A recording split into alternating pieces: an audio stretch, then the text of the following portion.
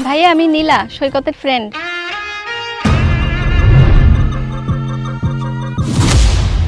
তুই তুই এখানে? ভাইয়া কোথায়?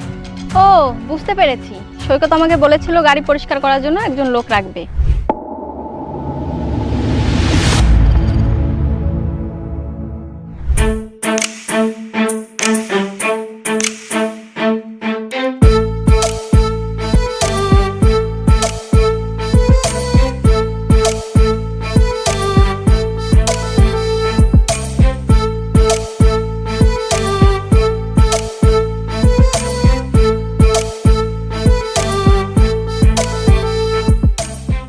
এই ভিখারি শোন, এই আমার গাড়িটা একটু পরিষ্কার করে দে তো।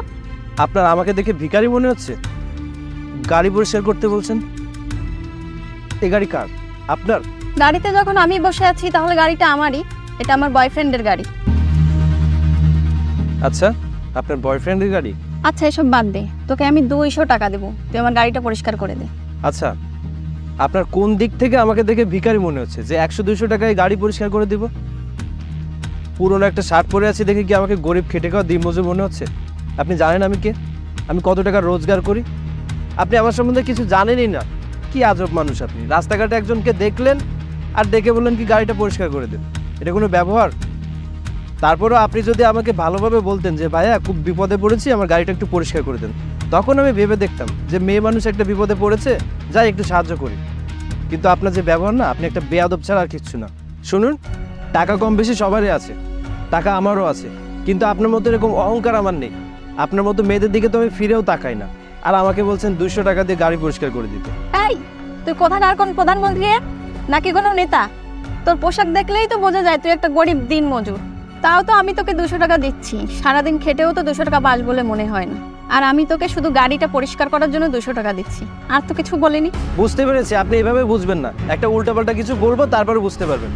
শুনুন, কোটি টাকার জমি আছে আমার, কোদাল নিয়ে ঘুরছি বলে কি আমাকে দিনমজুর মনে করছেন? আমি নিজের কাজ নিজে করতে পছন্দ করি। আর এরকম 10টা গাড়ি না আমার বাড়িতে পড়ে আছে। কাউকে কিছু বলার আগে ভেবে চিন্তে বলবেন যে কার সাথে কি বলছেন। থাক, তোকে আর আমার সামনে এসব বলে ভাব নিতে হবে না। তাছাড়া তোকে তো দেখলেই বোঝা যায় তুই একটা গরিব কৃষক। খেতে তো ওই দিন মজুরের কাজ করিস। সারাদিনে তুই কত টাকাই বা রোজগার করিস? 50 কি 100? আর আমি তো তোকে 5 মিনিটের জন্য 200 টাকা দিতে চেয়েছি, আর তুই কি বললি তোর কোটি টাকার জমি আছে? আর এরকম 10টা গাড়ি। শোন, চাপা না কম মার। আচ্ছা এসব ছাড়, গাড়িটা পরিষ্কার কর আর 200 টাকা নিয়ে এখান থেকে চলে যা। আরে শোন, এটা তো তোর লেভেলেরই কাজ, তাই না? তুই তো প্রতিদিন মানুষের কাজ করে 50 টাকা কি 100 টাকা ইনকাম করিস, আর আমি তোকে 200 টাকা দিচ্ছি। এমন সুযোগ তুই আর পাবি? আপনার মতো বেয়াদব মেয়ে না আমি জীবনে কোনোদিন দেখিনি। আপনার মতো মেয়ে জীবনে কোনোদিন সুখী হতে পারবে না, কারণ আপনারা কাউকে সম্মান দিয়ে কথা বলতে পারেন না। আমি এতবার বলছি যে আপনি আমাকে ভুল ভাবছেন, তারপরেও আপনি আমার কথা না শুনে বলেই যাচ্ছেন, আর এই গাড়ির বড়াই দেখাচ্ছেন। শুনুন, এরকম 100টা গাড়ি কেনার ক্ষমতা আমার আছে। কি একটা সাইকেল কেনার মতো টাকা আছে তোর? তুই আবার গাড়ি কেনার কথা বলছিস? তোকে যে আমি 200 টাকা দিচ্ছি এটাই তোর মতো মানুষের জন্য অনেক বেশি। তারপরে তোর ভালো লাগছে না? সারাদিন কষ্ট করে তো 100 টাকা কামাস, সেটা তোর ভালো লাগে, আর আমি যে এইটুকু কাজের জন্য তোকে 200 টাকা দিতে চাচ্ছি সেটা তোর ভালো লাগছে না? তোর ভালোর জন্যই বলেছিলাম, কিন্তু তুই বুঝলি না। যা এখন এখান থেকে যা। আরে আপনার সাথে তো কথা বলাই বেকার, শুধু শুধু নিজের সময় এবং সম্মান দুটোই নষ্ট হচ্ছে।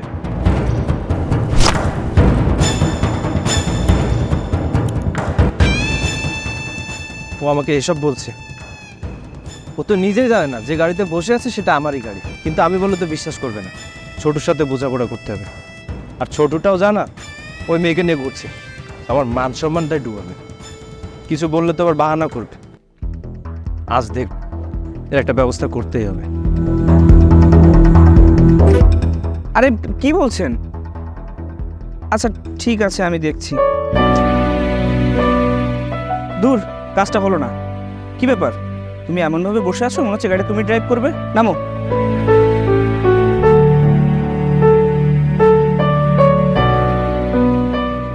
তা তুমি তো আমাকে একটু গাড়ি চালানো শেখাতে পারো, তা তো শেখাও না।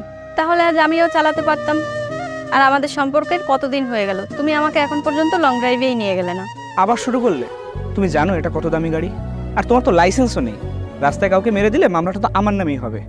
আচ্ছা যাও, কম দামি কোনো গাড়ি এনে একদিন চালানো শেখাবো। আচ্ছা এসব রাখো, তুমি দেখেছো গাড়িটা কত ময়লা হয়েছে? কাউকে দিয়ে পরিষ্কার তো করাতে পারো। একটু আগে কি হয়েছে জানো? রাস্তা দিয়ে একটা গরিব ভিখারি যাচ্ছিল, আমি বলেছি গাড়িটা একটু পরিষ্কার করে দিতে। 200 টাকা দেবো তাও বলেছি। ও তো গাড়ি পরিষ্কার করলোই না, বরং আমাকে আর উল্টোপাল্টা কথা শুনিয়ে চলে গেল। তা তুমি বা কেন তাকে বলতে গেলে গাড়ি পরিষ্কার করার কথা? নিশ্চয়ই তুমি উল্টাপাল্টা কিছু বলেছো, তাই তোমার সাথে এমন ব্যবহার করেছে। আর তাছাড়া গাড়ি পরিষ্কার করতে গেলে সার্ভিসিং সেন্টারে যেতে হয়, নাকি রাস্তাঘাটে কোনো পথচারীকে ধরে তাকে বলতে হয় গাড়ি পরিষ্কার করার কথা? মানুষটা যেই হোক তার সাথে এভাবে ব্যবহার করাটা ঠিক না। আমি তো ওকে ফ্রিতে কাজ করতে বলিনি, 200 টাকা দেবও বলেছি। সবাইকে একরকম ভেবো না। আচ্ছা ঠিক আছে, এখন চলো।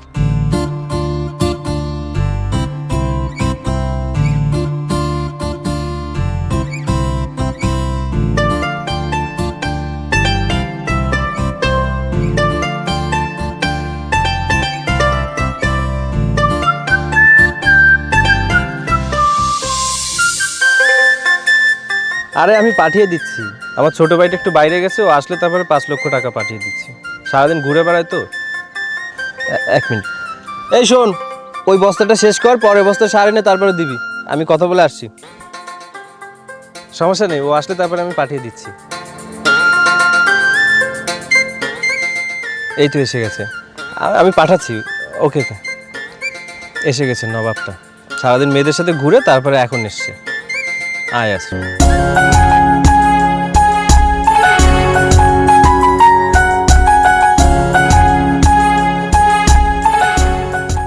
তো সাহেব, কোথায় গেছিলেন আপনি?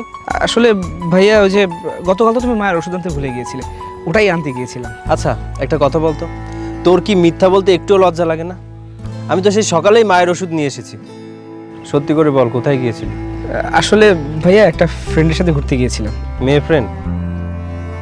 শোন, এখনকার মেয়েরা খুব বেশি ভালো না। এরা শুধুমাত্র টাকা পয়সা বাড়ি গাড়ি দেখে ভালোবাসার নাটক করে। তুই যে মেয়েটার সাথে ঘুরছিস, ওর ব্যাপারে কিছু জানিস? খোঁজখবর নিয়েছিস মেয়েটা কেমন? ভাইয়া, ও একদমই অমন না, ও খুব ভালো মেয়ে। ওর সম্পর্কে সব খোঁজখবরই আমি নিয়েছি। আর তুমি গাড়িটা পরিষ্কার করো না কেন? ও আজকে বলছিল গাড়িটা খুব নোংরা হয়ে আছে।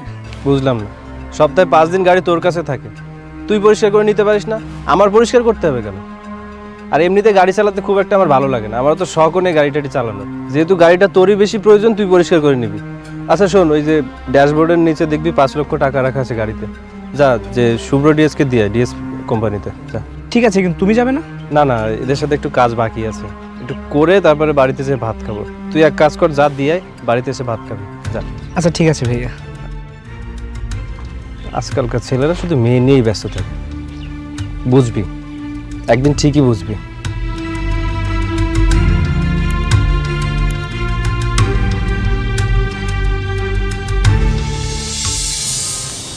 দেখুন ম্যাডাম, আমরা তো আপনাকে এত টাকা লোন দিতে পারবো না। কিন্তু কেন স্যার? আমি তো আপনাকে বলেছি এই লোনটা আমাদের জন্য কতটা গুরুত্বপূর্ণ। এই লোনটা না পেলে আমাদের পথে বসতে হবে। ম্যাডাম, এখানে আমাদের কিছুই করার নেই। আর এতগুলো টাকা আপনাকে কিসের ভিত্তিতে দিব? আপনি আমাদের এত টাকা কীভাবে পরিশোধ করবেন? আপনার তো কিছুই নেই, সো আপনাকে আমরা লোনটা দিতে পারবো না। স্যার, একটু চেষ্টা করে দেখুন না। আপনি তো বুঝতে পারছেন এটা আমাদের জন্য কতটা ইম্পর্টেন্ট। সরি ম্যাডাম, আমাদের তো ব্যাংকে কিছু রুলস আছে, রুলসের বাইরে যে আমরা কিছুই করতে পারবো না। Sorry madam. তবে হ্যাঁ, আপনি যদি কোনো প্রভাবশালী ব্যক্তিকে গ্রান্টার হিসেবে রাখতে পারেন, তাহলে আমরা ভেবে দেখতে পারি। আপনি আপনাদের খুলনা এলাকার দ্বিতীয় সাহেবের সাথে কথা বলে দেখতে পারেন।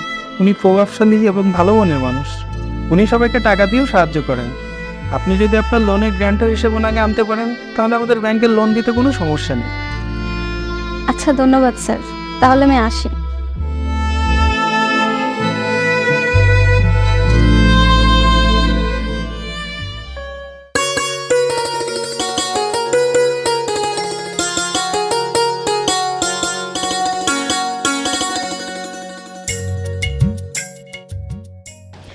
হাই। হাই, কতক্ষণ ধরে তোমার জন্য অপেক্ষা করছি, আর তোমার এখন আসার সময় হলো? বাবার সাথে একটা দরকারি কাজে কথা বলছিলাম, এই জন্য একটু দেরি হয়ে গেল। আচ্ছা, একটা কথা বলো তো, তোমাকে না বলেছিলাম গাড়িটা পরিষ্কার করাতে? লোকে দেখলে কি ভাববে? তুমি নিজে ফিটফাট থাকো, অথচ তোমার গাড়িটা থাকে নোংরা। আরে আমি গিয়েছিলাম ভাইয়ের একটা কাজে, আর সেখান থেকে তুমি ফোন করলে সরাসরি এখানে চলে এলাম, গাড়িটা পরিষ্কার করার সময় পাইনি। আচ্ছা তুমি বলো কি জন্য ডেকেছো? আচ্ছা ঠিক আছে, আমি তোমাকে একটা দরকারে ডেকেছি। আসলে তুমি হয়তো জানো না, বর্তমানে আমাদের আর্থিকভাবে খুব সমস্যা চলছে।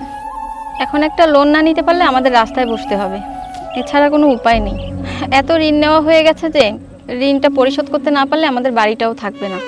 আর এসব চিন্তা করতে করতে বাবাও অসুস্থ হয়ে পড়েছে। আমি ব্যাংকেও গিয়েছিলাম, কিন্তু ব্যাংক থেকে এত টাকা লোন দিতে রাজি হয়নি। ব্যাংক থেকে দীপ্ত ভাইয়ার কথা বললো, আর দীপ্ত ভাইয়া তো তোমার ভাই, শুনেছি উনি অনেক ভালো মনের মানুষ। তুমি একটু তোমার ভাইয়াকে বলো না আমার লোনের গ্যারান্টার হতে, তাহলে হয়তো আমার লোনটা পাস হয়ে যাবে। আচ্ছা, ভাইয়া তো অনেক ব্যস্ত থাকে, তবুও দেখি আমি ভাইয়ের সাথে কথা বলে। দেখি না, তুমি আজই তোমার ভাইয়ের সাথে কথা বলবে কিন্তু। আচ্ছা, বলবো ভাইয়ের সাথে কথা বলেই আমি তোমাকে জানাবো। আচ্ছা, এখন চলো না, খুব ক্ষুধা পেয়েছে, কিছু খেয়ে আসি।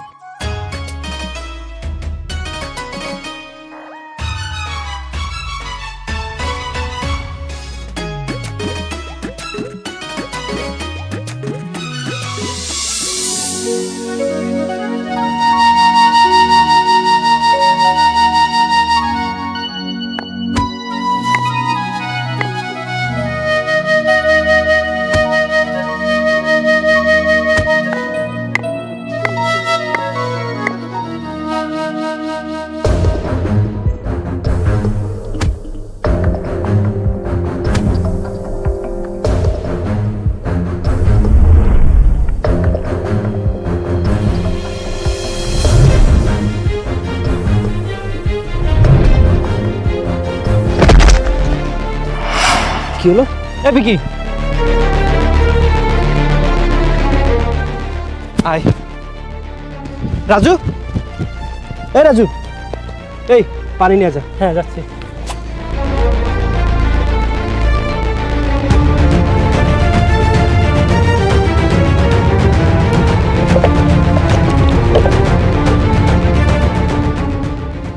ওঠ ওঠ ওঠ। কি হয়েছে তোর? আসলে ভাইয়া, আমার সামনে তো পরীক্ষা, কালকে অনেক রাত জেগে পড়েছি, ঘুম হয়নি একটু, তাই কাজ করতে গিয়ে একটু মাথা ঘুরে গিয়েছিল। তুই কি পাগল নাকি? আমাকে আগে কেন বলিসনি? তুই সারা রাত জেগে পড়েছিস, সামনে পরীক্ষা, শরীর দুর্বল, আমাকে বললেই তো হতো। এত কষ্ট কেন করছিস ওতে? সত্যি আপনাকে বলা উচিত ছিল, এটা আমার ভুল হয়েছে। সব কিছু পরেই বুঝিস তোরা। তুই এক কাজ কর, বাড়িতে যা, যে রেস্ট কর, এখন কাজ করতে হবে না, আর পরীক্ষা দিয়ে তারপরে আসবি। যা যা, এই ওকে নিয়ে যা, যা ওকে নিয়ে যা। কিন্তু ভাইয়া, আমরা এতগুলো মানুষ থাকতে আপনি কেন কাজ করবেন? হ্যাঁ ভাইয়া, আমরা থাকতে আপনি কেন কাজ করবেন? কেন, এ কাজ করলে কি সমস্যা? আরে বোকার দল, আমি ছোটবেলা থেকে এসব কৃষি কাজ করেই বড় হয়েছি, আমি এগুলোই ভালো পারি। আর তাছাড়া তোদের তিনজনের কাজ আমি একাই করতে পারি। গায়ে গতরে বেড়েছিস শুধু, কাজে কিছু না। যা ওকে নিয়ে বাড়িতে যা। শোন, 2 ঘন্টার ভিতরে এই কাজ শেষ করে আবার গোলবাগানে যেতে হবে, ওকে বাসায় দিয়ে যা। সত্যি ভাইয়া, আপনি মহান একজন মানুষ। হাট, বাসায় যা, কাজের থেকে কথা বেশি বলে। নিয়ে যা ওকে।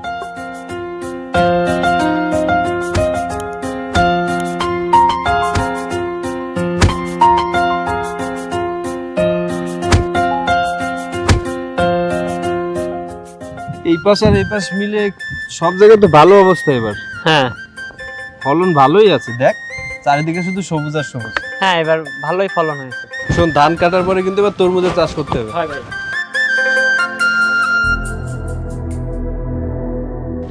এই, তুই এসে গেছিস? হ্যাঁ ভাই। রাজুকে দিয়ে এসছিস? ওর অবস্থা কি আগের থেকে একটু ভালো?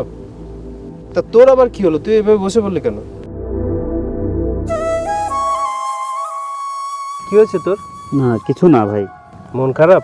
না কিছু না ভাই। আরে বল, কোনো সমস্যা? কি করে যে বলি ভাই, আপনার এত খরচ খরচার ভিতরে। আরে বাবা, কি হয়েছে আমাকে বল, বল। ভাই, আমার মা খুব অসুস্থ, ডাক্তারের কাছে নিয়ে গেছিলাম, ডাক্তার বলেছে এখানে ট্রিটমেন্ট হবে না, ঢাকায় নিয়ে যেতে হবে।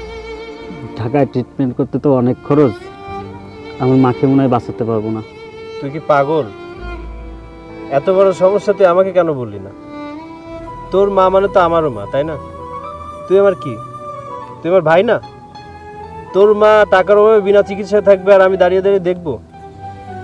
তোদেরকে আসলে মারা দরকার, এক একজন এক একটা সমস্যা বাদাস, আমাকে কিছু জানাস না। দাঁড়া, এখানে কত আছে জানি না, নে তুই রাখ, এটা নিয়ে চিকিৎসা করাবি, আর টাকার প্রয়োজন হলে আমাকে জানাবি। কোনো চিন্তা করিস না, সব ঠিক হয়ে যাবে। আসসালামু আলাইকুম দীপ্ত ভাই, কেমন আছেন? ওয়ালাইকুম আসসালাম, ভালো আছি। আপনি কেমন আছেন চেয়ারম্যান সাহেব? সবকিছু ঠিকঠাক? সবকিছু ঠিকঠাক চলছে ভাই, পরিষদে যাচ্ছি, দোয়া রাখেন। ঠিক আছে, যান, চল ওঠ, আয়।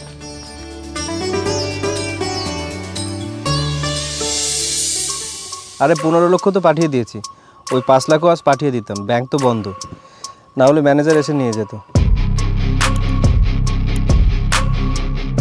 আমি পাঠিয়ে দেবো, কালই পাঠিয়ে দেবো, আপনি কোনো চিন্তা করবেন না, কাল ব্যাংক খুললে ফার্স্ট আওয়ারে টাকা পেয়ে যাবেন। ওকে। ভাইয়া, হ্যাঁ বল। গাড়ি পরিষ্কার করার জন্য লোক রেখেছি একটা, 20,000 টাকা বেতন দিয়ে, এখন থেকে ওই গাড়ি পরিষ্কার করবে। আচ্ছা। ভাইয়া আর একটা কথা বলার ছিল। হ্যাঁ বল।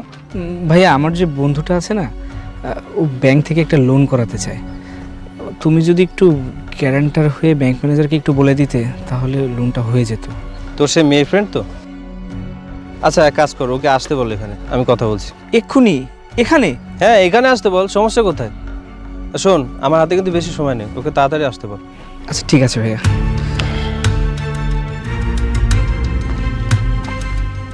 আমি ওকে এখানে ইচ্ছা করেই ডাকলাম, এখানে আসবে, তারপর আমাকে দেখবে, দেখে চমকে যাবে, তারপরে ছোট বুঝতে পারবে।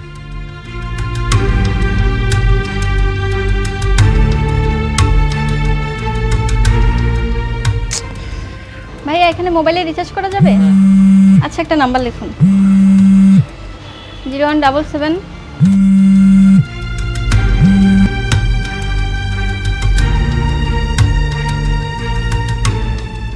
আচ্ছা ভাই টাকাটা দিয়ে দিন। হ্যাঁ হ্যাঁ বলো। হ্যালো, কি হলো? কতক্ষণ ধরে ফোন করছি, ফোনটাই রিসিভ করছো না। আরে আমি একটু মোবাইলে রিচার্জ করতে এসেছিলাম দোকানে।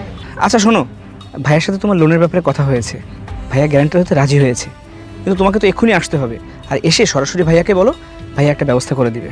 আচ্ছা আচ্ছা আমি আসছি। এক্ষুনি, কিন্তু ভাইয়ার হাতে সময় নেই, জলদি আসো।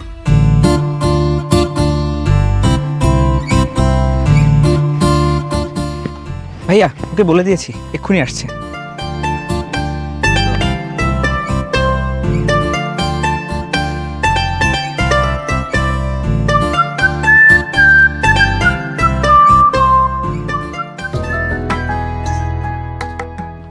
ভাইয়া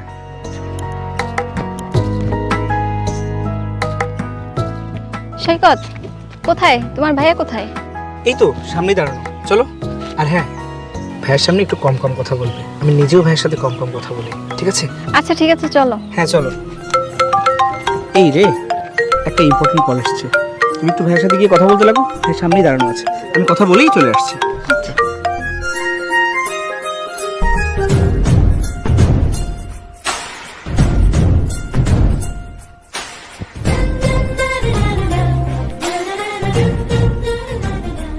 ভাইয়া আমি নীলা, সৈকতের ফ্রেন্ড।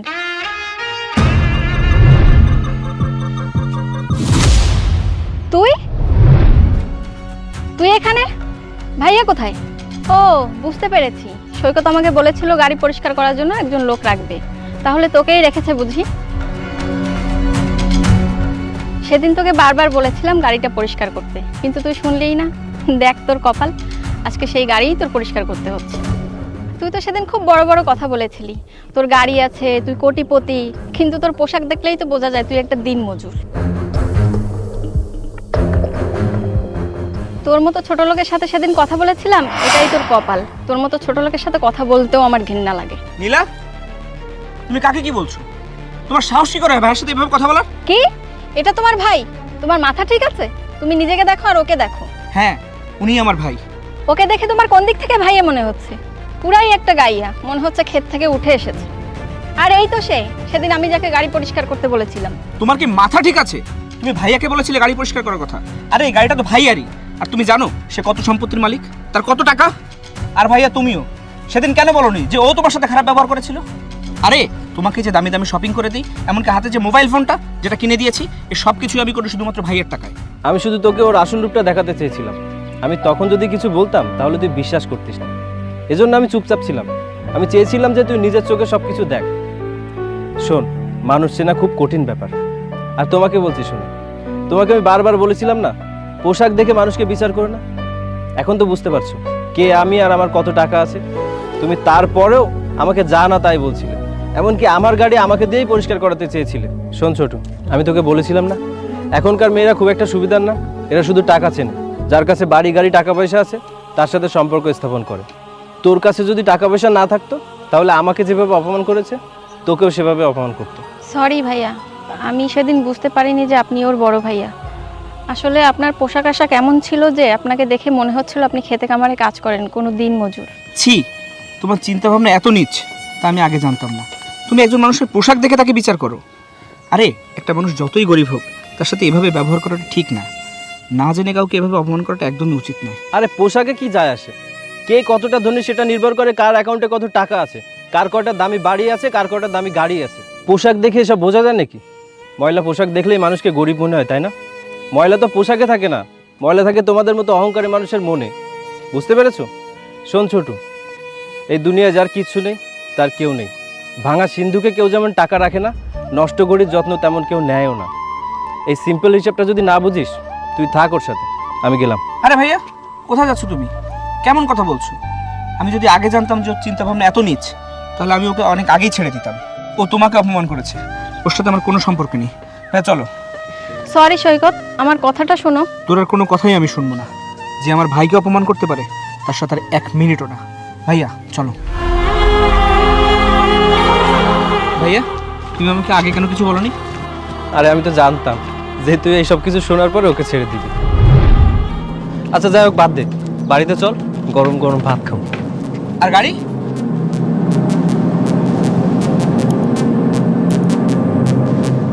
কার এত বড় সাহস আমার গাড়িতে হাত দেবে? চল।